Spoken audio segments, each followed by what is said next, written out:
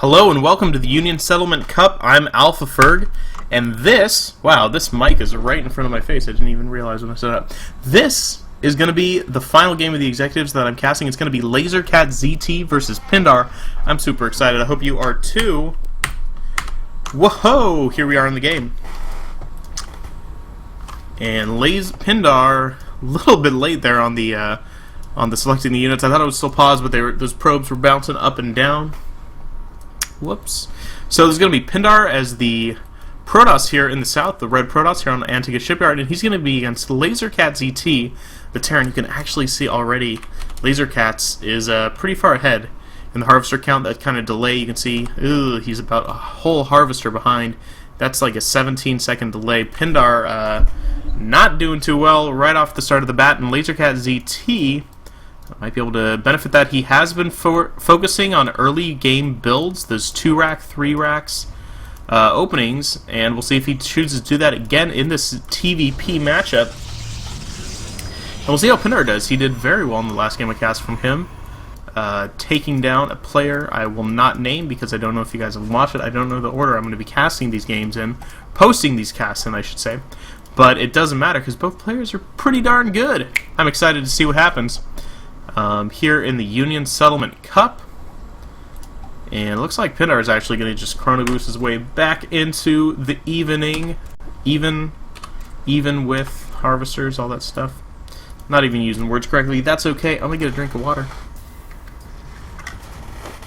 Delicious water. Shout out to water. Thanks, guys. Okay, so pretty standard stuff. It looks like this is going to be a standard TVP wall in here, thrown down. Never mind, it's going to be a 2-racks.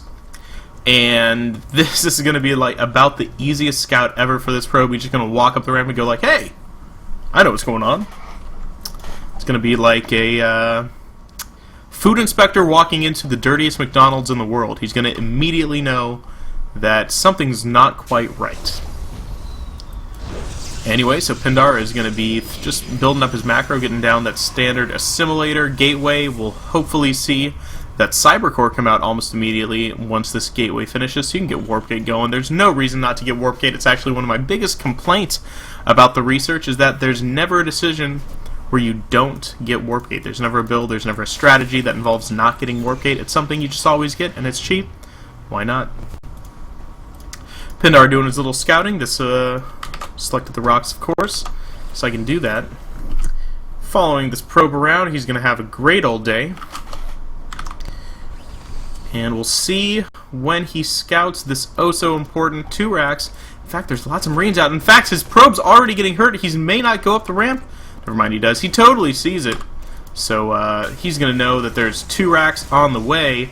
And that's a lot of Marines, man. And these Marines can move out right now before any army is out, aside from this one Zealot. And a chrono-boosted Stalker is the right decision here. The Stalker can, of course, micro against these Marines with their 1 additional range. They can do a lot of damage. It's good stuff when it happens. And we'll see if LaserCaTzT takes advantage of Pindar maybe not being able to do that. Because, of course, these players are not the highest ranked. I believe in the recap I will show the ranks of these players, but they're not very high. Pindar, I think, is the least. I think he just got into Gold League. But that's okay, man. And LaserCaTzT is actually, he's not doing a 2-racks push. He's going to expand right now and throw down a command center, which is pretty interesting. So he's actually not going for early game push. He's gotten the gas up. And he'll be getting out maybe Marauders. Yep, there's a Marauder, and that's going to be excellent, especially if he gets that oh-so-important concussion shells upgrade. And you can see Pindar now is kind of overreacting, man. He's chrono boosting out more and more units. He's afraid of a 2-racks push, but he's totally safe because these Marines are just hanging out here. He built one more Marine, and now he's getting out a number of Marauders. But he's spending his money very well. You can see LaserCaTzT is not getting very high at all, and Pindar is now up above 400, 500 minerals. It's not good at all. He will hopefully throw down the Nexus with this kind of money, or maybe just throw down an early pylon and do a rush? I don't know. That seems to be his only decision. He's going to try to do a push here, and it's not going to be good. This is not a good push. Run away, man. Oh, wrong direction. Oh, man, he almost lost the Stalker right there. 2 that slight miss micro, or bad pathfinding, perhaps. And now there is a push that can come in and damage him. He needs to get that warp gate done. He needs to get more units out on the field. These Marines and Marauders are pushing down into his wall. It's not a good case. The only thing he has going for him is there's absolutely no upgrades on any of these units. There's no slow, there's no shields, there's no stim, there's no weapons or armor upgrades, and one force field will keep these units out for just about 1 billion years. But in the meantime, LaserCaTzT is getting that 2-base economy going. You can see he's even on probes. He has the mules. We'll have double mules soon. And he's going to be contained pretty hard here. He's going to have to throw down a force field just at the right time, losing the supply depot. Is he ready? It looks like he does indeed have... yeah, he's ready. There's the force field. Good, so he's going to 4-gate. He's going to get a robo right now. I wouldn't be surprised to see maybe even getting up towards Colossus Tech. Using a scan there to try to pick away at the shields, almost taking out this Zealot. But with Immortal out, this is going to be actually a pretty scary force, and forcing him to use scans could be a nice benefit of that. So, this is kind of like one of those crazy standoffs you see in the movies. It looks like more units streaming down here to add in here, but the thing that LaserCaTzT has to worry about is focusing on spending all of his money. Of course, Pindar is just getting so mineral heavy right now, up to 400 minerals. He doesn't have a way to spend it, and this wall is not perfect. The Zealot's trying to, you know, show off, run on down there.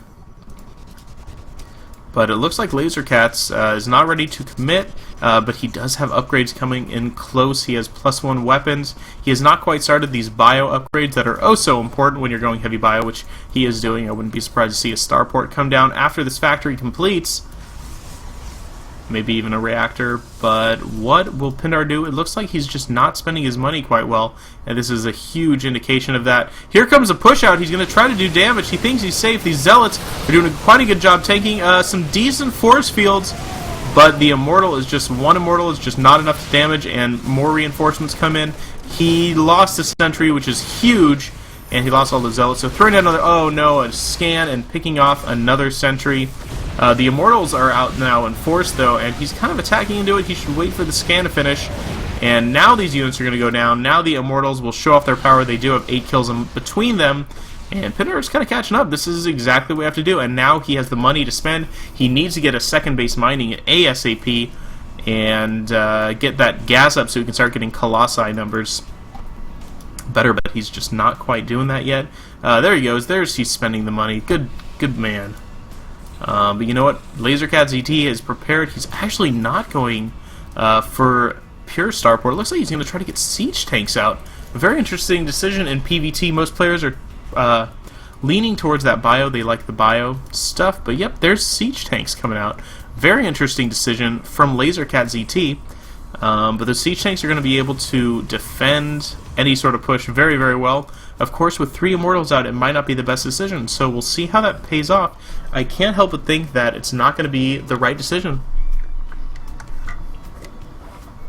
Another drink of water. Okay. So, what's going on? Pindar is still setting up his base. You can build the assimilators early. You definitely need that gas income ASAP, but he's definitely spent his money that he had stockpiled for so long. And it looks like here comes another push from LaserCaTzT. Does he have any of those bio upgrades? No. Stimpack? Okay, Stimpack will be definitely finished by the time that finishes, but he doesn't have concussive shells. He doesn't have combat shields, and actually combat shields is very important once Colossi enter the fray, and even with Zealots. Marines having that 10 health, it's more meat you have to claw through before you destroy that Protoss army, Terran army. And Pindar only has 2 sentries right now. Does he have enough energy for 4 force fields? He needs 3 to wall this off completely, but he can use 2 just to prevent any sort of mass run-in or mass stim push. There is a tank. It does not have siege mode. It's going to be unsieged tanks. Never mind, it has siege mode. I'm completely blind. And there's the push, and the siege tank is going to do a lot of damage, but It's hitting a lot of the Immortals, and it gets killed almost immediately, and the Zealots are starting to chase. You can see this bio is not able to micro quite correctly. He's not quite using the stim. Great force fields there just to pick off additional units. And Pindar, Pindar just pushed himself ahead in supply. He's way behind in the probe count, harvester count, but that's okay because he's keeping his army efficient. That's what it is. He's keeping his army efficient. He's killing units and not losing many of his own, and that is very important in this matchup. When you're behind like this, he even has an observer seeing exactly what units are coming out. You know what? These siege tanks are not just against Immortals. It's not really the right decision. A 5th Immortal is even coming out, and looks like Forge is starting to come out. His 2-base economy for Pindar is starting to pay off. And you can see he's just getting a lot of units, and he can start getting some of that high-tech Protoss stuff that is so scary to a low-tech bio player like this. They're only on 1-1. They don't have, they still don't have combat shields. They still don't have concussive shells. It's not going to be very good. Whew. All right. So one thing I see 2 starports going down here. Of course, running out of space in his base to build units, so he's going to hold off in this middle area. Double starport, so medevacs is definitely on the way. Those are very important. And he's building a lot of production structures, which I like for Terran. You can just build things when you need them, as opposed to having to warp in things. And if you need a unit, you don't want to, get that production queue up at all. You want just one unit coming out of a building at once. And it's going to start paying off. Looks like, oh, these are double reactors and a tech lab. This is kind of like I love doing this when I play Terran. You can just get so many units, and you can get upgrades. You can switch to Banshees or Vikings, or Banshees or Ravens on the fly. And Pindar is doing pretty well for himself, though. He's getting money. Looks like he's starting to get these +1 upgrades, and the +1 armor is going to be so beneficial against this Bioforce. And here he's going to try to push again.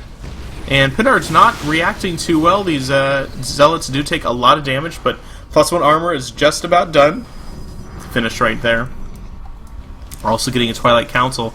He's just continuing to get out these Immortals, which I kind of like.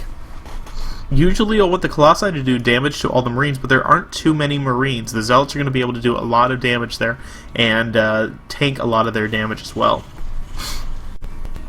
And both players are just kind of positioning right now. They're not quite sure if they can push in. The siege tanks are definitely going to be detrimental to any push out, but with the Immortals, if you lead with the Immortals, you can actually soak up a lot of that damage, and the Immortals do so much by themselves as well. So let's see how this game goes. The only thing I'm worried about is Pindar is not spending a lot of his gas. LaserCaTzT is moving in with his bio. This could be the bad decision. If they get caught with the force fields, it could be very bad. And here comes the engagement. Zealots chasing away this Bioforce. The Immortals are just doing so much damage, man. Taking out a lot of those siege tanks very soon. The Zealots are still being very tanky. More siege tanks falling. 1, 2. Only 2 are left in the back, but the bio is left. And they're starting to pick away at the sentries. But it looks like that's about all she wrote for this Protoss army, or the Terran army. And like none of the Immortals fell. And that's scary, because you can rebuild Zealots. You can't rebuild 7 Immortals. And he only lost 1 Immortal in that push. And these Immortals, I mean, just look at how many kills. 12, 4, 5, 5, 2, 11. These Immortals have more kills than the guy in Shoot 'em Up. There we go. That's what I'm going to say. The guy in Shoot 'em Up. A Raven coming out here and not being protected at all. It's already down to half health. It's not being controlled very well. Will it die? It looks like it does barely survive. Maybe. No, it's going to fall right there, and all of these siege tanks do not have the kind of protection that they need. These Immortals are just powering through everything, and Pindar just cleaned up everything. He's going to be able to push in here and do a lot of damage. These siege tanks are just not able to output the DPS that LaserCaTzT needs. And without medevacs, he's not going to want to use stim. You can see now the Immortals are going to work on these buildings. They do so much damage to buildings. And Zealots are actually really good against unsieged tanks. They can just eat so much damage, taking out all these production facilities. It's going to take a while for Pindar to get through here. But oh my gosh, even pulling SCVs, starting to do damage to the economy. LaserCaTzT is dropping in supply and is now behind in the harvester count. These production facilities are falling, more siege tanks coming out. And here's kind of the last stand. There's a siege tank here on the front, but a lot of SCVs here are going to be what's holding it off. But these siege tanks are actually firing into the SCVs. The Immortals are here alive. Oh no, taking out that siege tank that was oh so important. And the Immortals are just, I mean, look at how much damage. 19 kills, 9, 18, 20. These guys have more kills than both characters from Shoot 'em Up. How's that? More Zealots coming in, and LaserCaTzT can just not turn the tide right now. He's lost too much supply, and he's going to GG and leave the game. That is it for the executives. Hopefully, I will get the review out soon, so I'll release all this at the same time. Looking forward to see you guys later. I'm AlphaFerg. This is the Union Settlement Cup.